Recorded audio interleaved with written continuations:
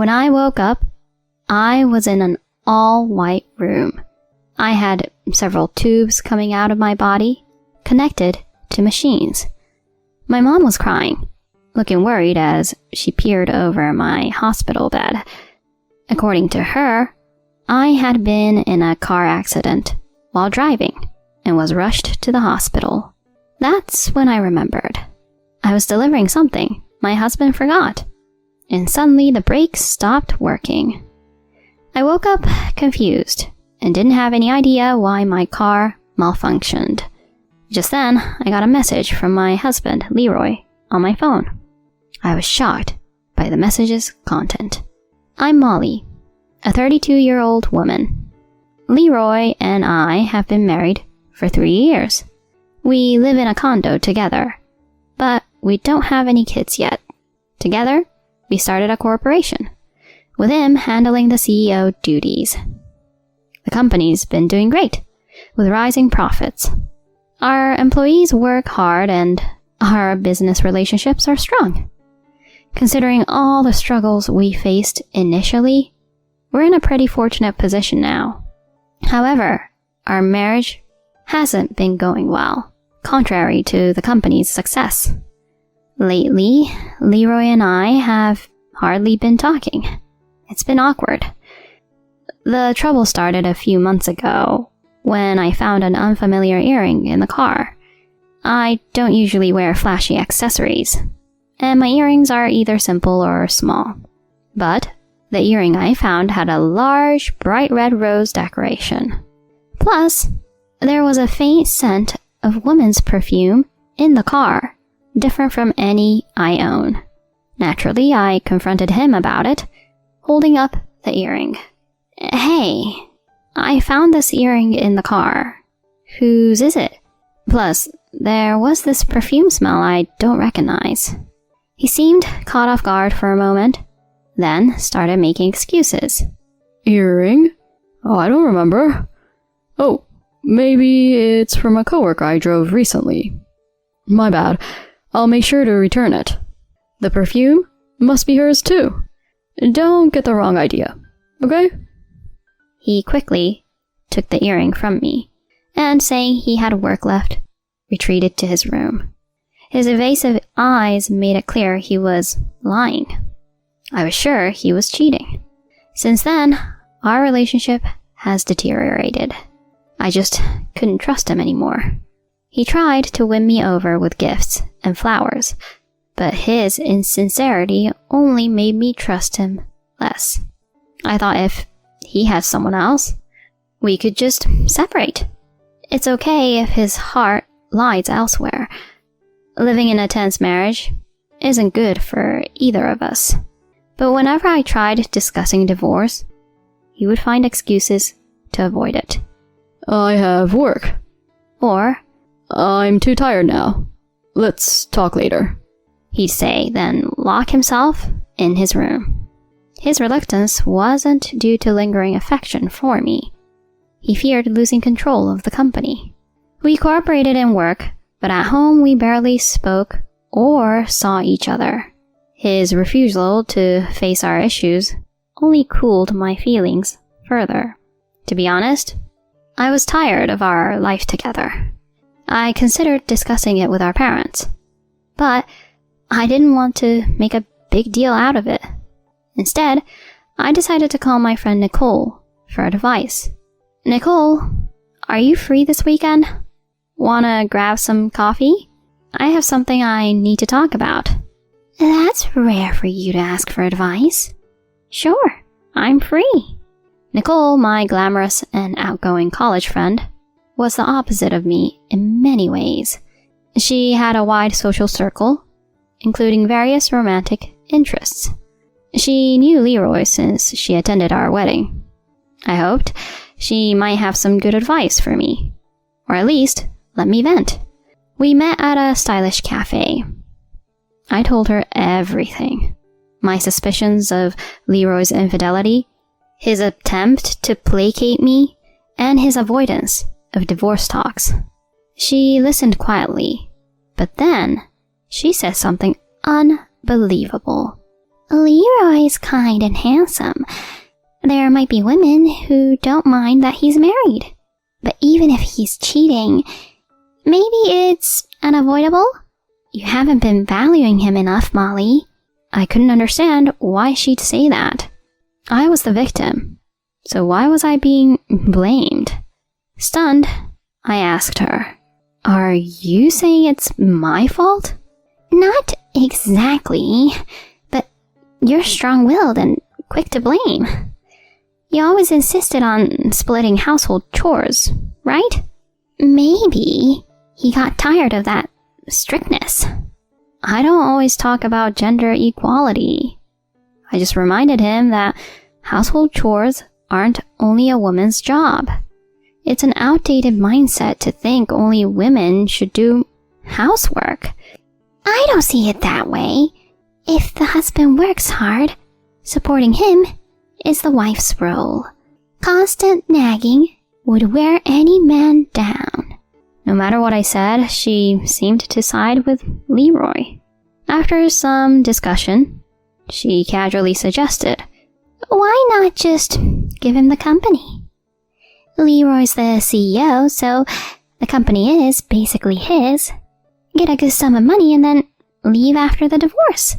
You can find someone else then. You're beautiful. You can do it." I can't do that. I can't settle for less than alimony and half of our shared assets. Plus, there's the future of the company. Talking to her only increased my frustration. I felt betrayed by my best friend. Was she always this off base, suggesting I just hand the company over to Leroy? I went home without any resolution. And a few days later, the accident happened. Leroy didn't come home until late that night. Around 10 p.m., he called. "I'm really sorry, but I forgot something at the office. Can you bring it to me? I was supposed to send some documents to a new client, but I brought the wrong ones." I rushed out with my car keys. Despite our strained relationship, this was urgent for the company.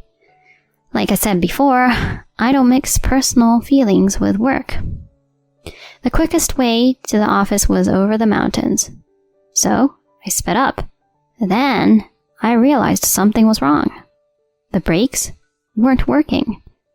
Panicking, I kept pressing the brakes, but it was useless. The car sped up uncontrollably. I missed a turn and crashed through the guardrail, plummeting off the cliff. That's when I lost consciousness. When I woke up, I was in an all-white room connected to machines with several tubes. Is this a hospital?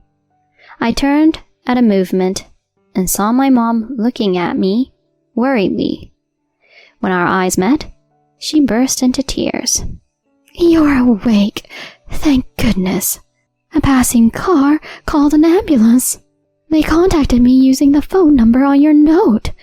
She told me I was unconscious and limp when brought to the hospital, and she was devastated. "When Leroy called, I was so shocked I blurted out that you weren't breathing." That triggered my memory of rushing to Leroy and crashing. I had a mild concussion from the accident, but fortunately no injuries. The cliff wasn't high. The doctor said no major issues were found in the MRI and I could go home in the morning if nothing else happened.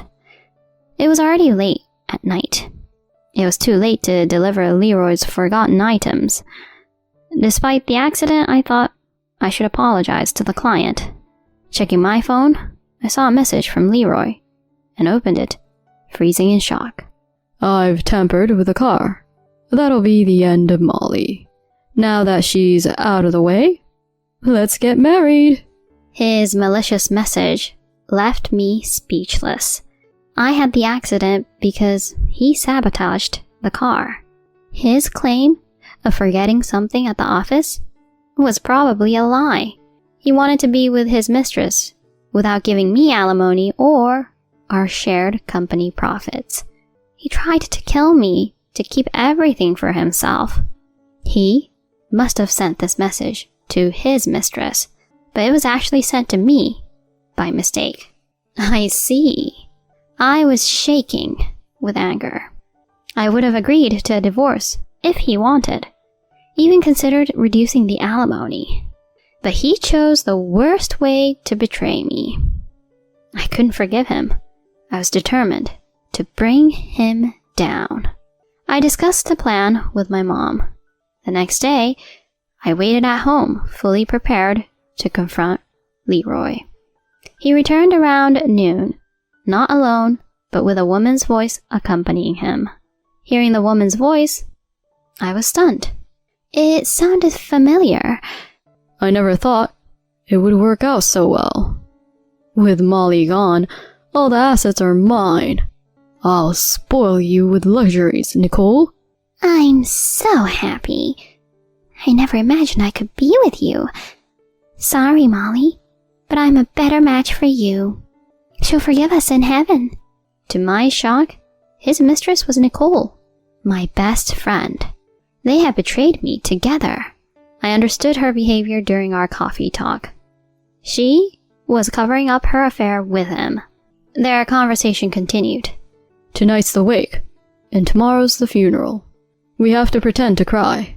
If our relationship gets out, everything's ruined. I know.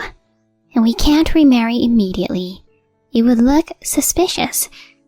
We'll play the grieving husband and friend, gradually drawn to each other. It's like a drama. So exciting. They chatted cheerfully, unaware I was listening. When they entered the living room, I greeted them with a smile. Welcome home. You two seem happy. When they saw me, they screamed in horror, as if they had seen a ghost. Leroy stumbled backwards and fell, and Nicole collapsed, her legs giving way. In disbelief, my husband stammered. How are you still alive?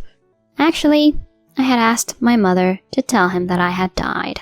That's why he felt safe bringing his mistress Nicole back home. I looked at them with a cold gaze. I never would have guessed Nicole was the other woman. To think I was betrayed by both my husband and my best friend. That was totally unexpected. How long has this been going on? They seemed to come back to their senses at my question. No, it's a misunderstanding. I heard you died and I just invited Nicole over to console her. There's nothing guilty about it. She quickly joined in his defense. That's right. I was so sad when I heard you had passed away. He was just comforting me while I cried. The idea of me going after my best friend's husband is ridiculous. Both of them had quite the nerve. They probably never imagined I had heard their conversation before entering the living room.